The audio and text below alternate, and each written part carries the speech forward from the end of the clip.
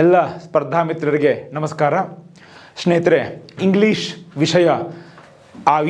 ವಿಷಯದಲ್ಲಿ ಒಂದು ಆಸಕ್ತಿಮಯ question tag ಬಗ್ಗೆ ತಿಳ್ಕೊಳ್ಳೋಣ.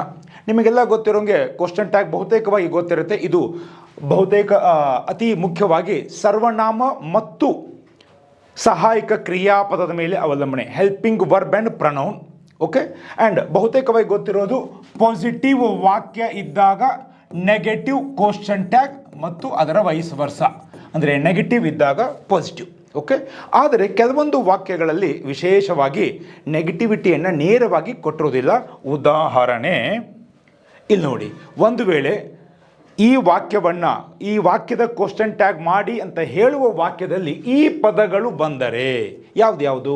ನೀದರ್, ನೋ ಒನ್, ಇದರ ಸಂಕ್ಷಿಪ್ತ ವರ್ಡ್ ನನ್, ನೋ ಬಡಿ, nothing, scarcely, rarely, hardly, seldom, hardly ever.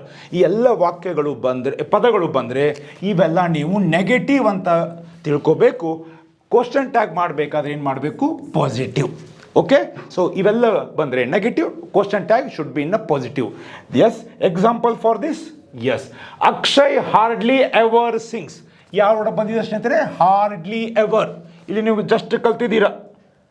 Hardly ever ಬಂದರೆ ನೆಗೆಟಿವ್. ಓಕೆ, ಜಸ್ಟ್ ಅದನ್ನು ನೆನಪಿಡಿ.